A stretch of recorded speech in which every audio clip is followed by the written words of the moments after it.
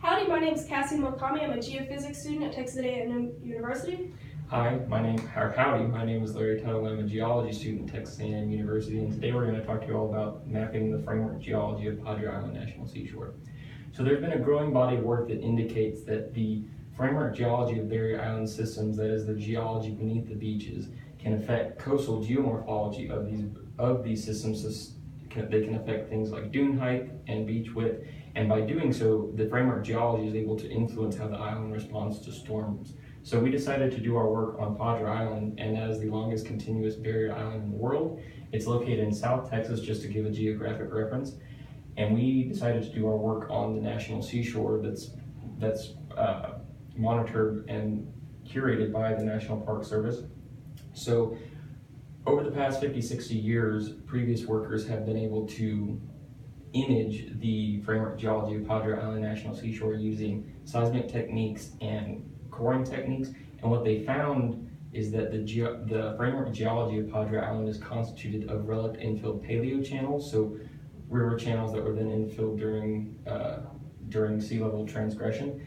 And so the goal of this project is to be able to image these paleochannels using our own geophysical methods, sample within these proposed paleochannels sediment cores, and be able to take the sediment core data to better refine the geochronological evolution of Padre Island National Seashore.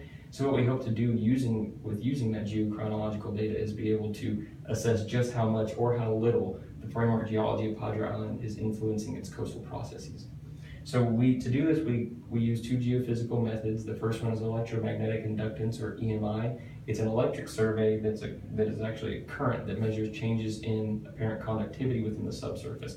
We collected at 3 different frequencies along the entirety of Padre Island National Seashore, and by doing so, we hope to be able to we will be able to investigate multiple surfaces or multiple depths within the subsurface.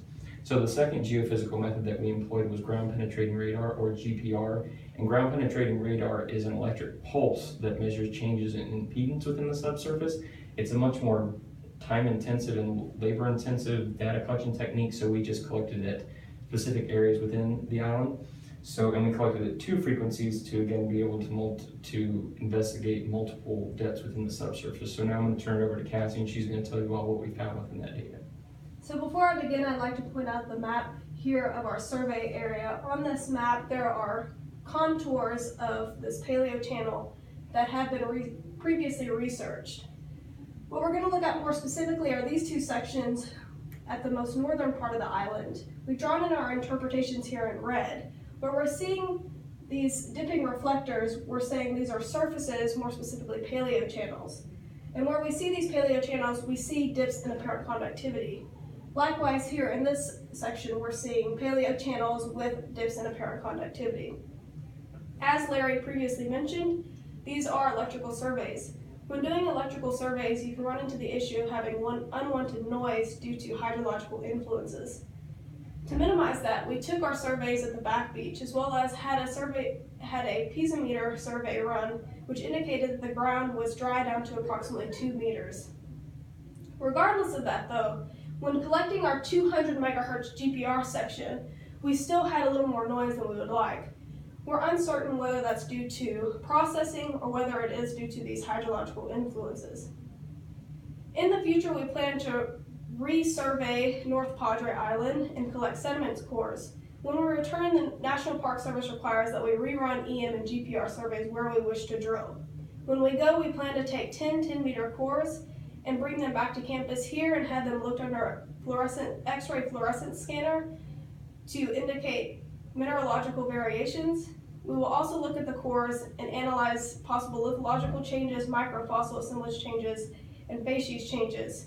Ultimately, analyzing these cores will further ground truth what we've previously researched.